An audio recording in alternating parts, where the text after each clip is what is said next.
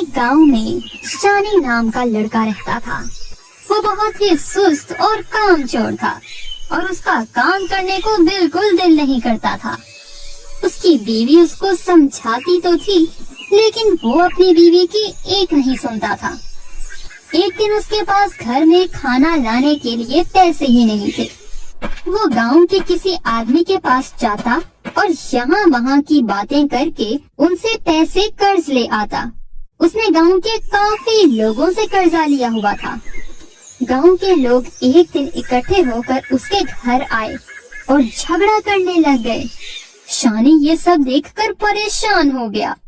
वो परेशानी की हालत में घर से दूर चला जाता है और फिर ऐसे ही खाली हाथ घर वापिस आ जाता है। अरे सुनो जी, ये आप ठीक नहीं कर रहे। पूरे गांव से आपने कर्जा ले रखा है और खुद भी पूरा दिन घर से बाहर निकल जाते हैं। गांव वालों को भला जवाब दे देकर मैं तो थक गई हूँ। कल वो अपने साथ में पुलिस को लेकर आने वाले हैं। घर में ही रुककर अब उनका जवाब देना। उस पूरी रात शानी को नींद ही नहीं आई। कल सुबह मैं गांव वालों को क्या जवाब दूंगा? शानी परेशानी की हालत में दोबारा घर से निकलकर पास वाले गांव में चलते हुए एक कुएं के पास आ जाता है। उसने कुएं में कूदकर जान देने का सोचा। तभी कुएं से एक चुड़ैल बाहर निकली। तुम्हारा दिमाग तो ठीक है क्या? यहाँ क्यों आए हो? फिर शानी ने अपनी दुख भरी कहानी उसको सुनाई। मैं कैसा आदमी हूँ इसका मुझे पता नहीं। मैं बस मरना चाहता हूँ, मुझे मत रोको। ये बोलकर शानी अपनी जान देने के लिए कुएं के पास जाता है।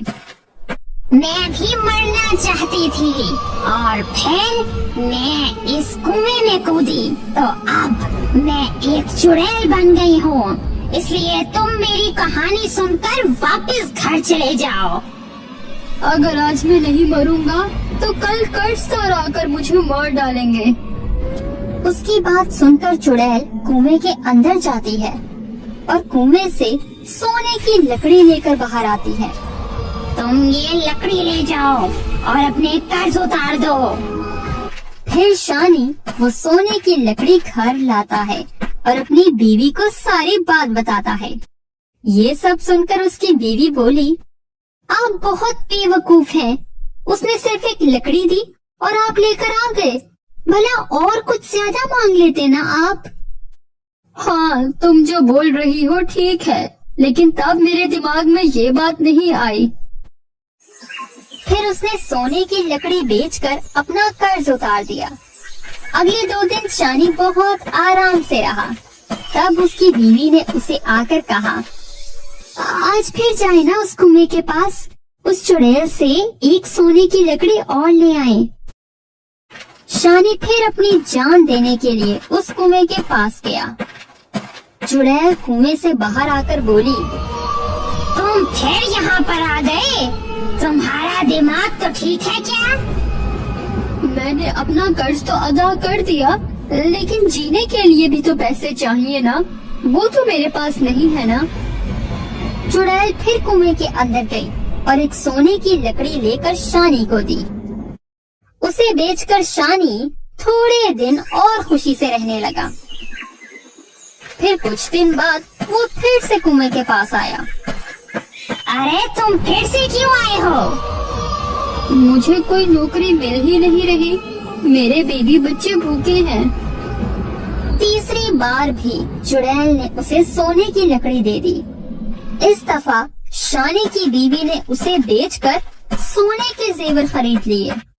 इसके बाद उसकी बीवी ने उसे कहा, आप बस एक दफा और उस चुड़ैल के पास जाकर एक और सोने की लकड़ी ले आए। शानी फिर से उस कुएं के पास गया। तुम फिर से क्यों आए हो? लगता है तुम्हें मुफ्त खाने की आदत पड़ गई है। नहीं नहीं, ऐसी बात नहीं है। मेरा जीना बिल्कुल मुश्किल हो गया है। मुझे कोई नौकरी ही नहीं मिल रही।